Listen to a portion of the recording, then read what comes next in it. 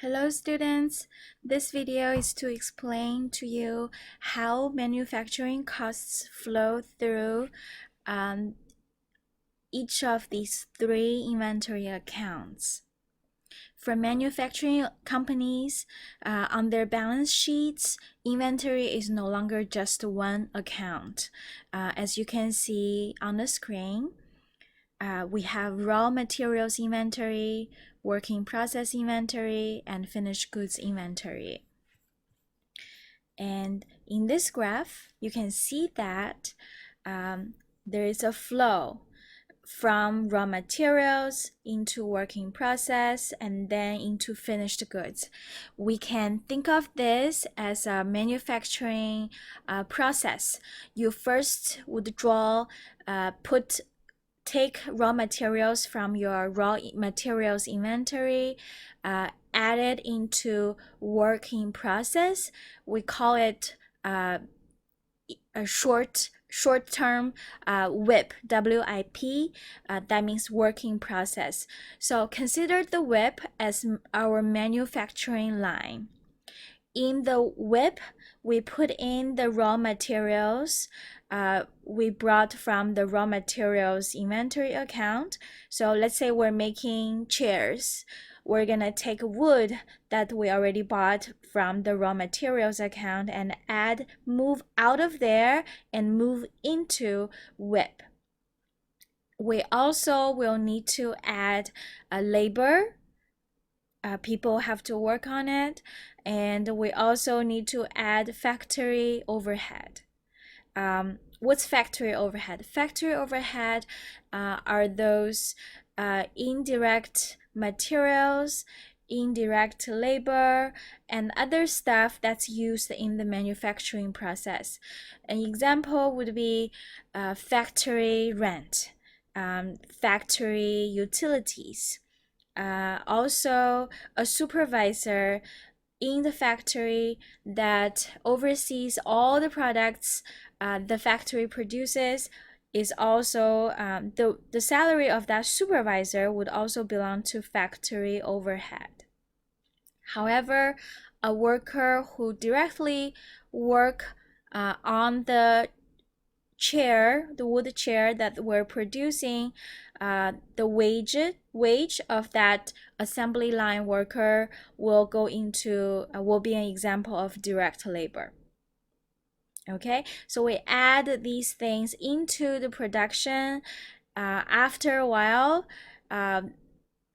let's say we put into production. Now it's end of the month. Some chairs are going to be finished, some are going to be not finished. The finished chairs will be moved out of working process because they have been completed. Now they can go to the third inventory account, which is finished goods. It will enter into finished goods, and those are called goods manufactured, so completed. The cost of those is called a key concept. It's the cost of goods manufactured. So when you see this means this is not all the costs that you put into production.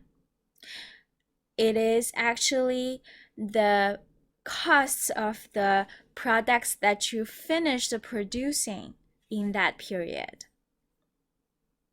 Because in WIP, we added in direct materials, direct labor, factory overhead. Some products got finished. Those are the cost of goods manufactured, but there are some chairs that we did not finish making. Those are unfinished and they still are in a working process. Okay, if I use our T account analysis, I will draw the three T accounts. First is raw materials.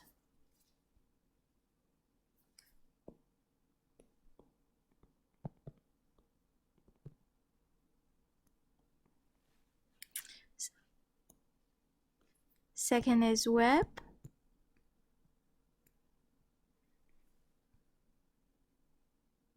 and the last one is finished goods.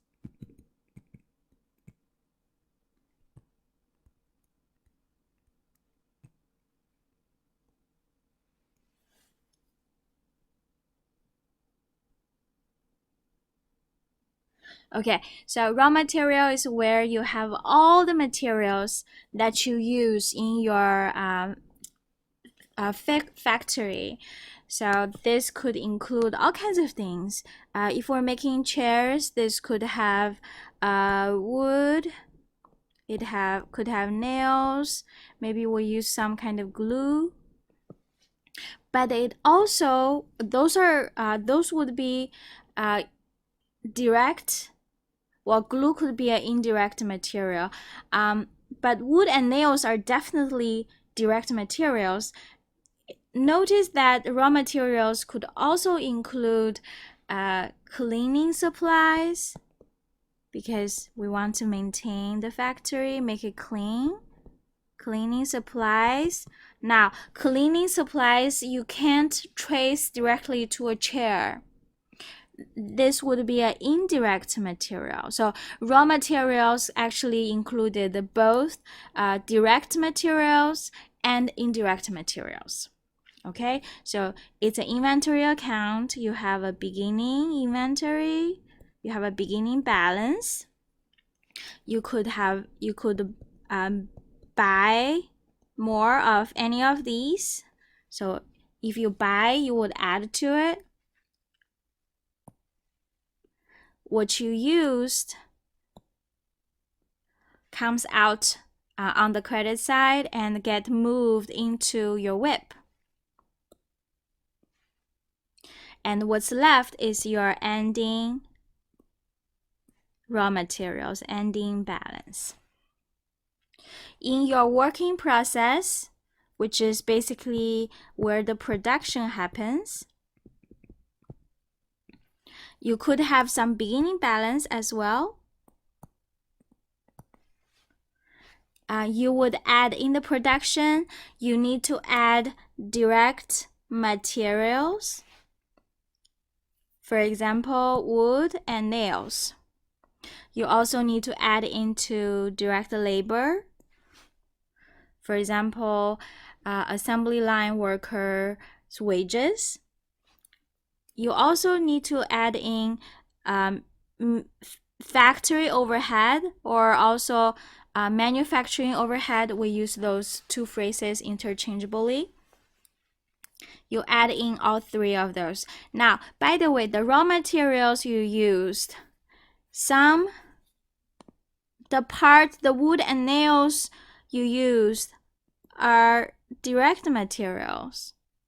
The glue or cleaning supplies you used, it is part of the factory overhead. Yeah, this factory overhead can also include rent of the factory building, could also include indirect labor, such as the supervisor's salary, and it can also include depreciation on the factory equipment. Okay, so factory overhead is a catch-it-all. It contains many different kinds of costs. And so you make your production. Now, some products are going to be finished and be moved out to the finished goods. What's left is your ending balance. What you finished making and you move out to finished goods is cost of goods manufactured. Cost of goods manufactured.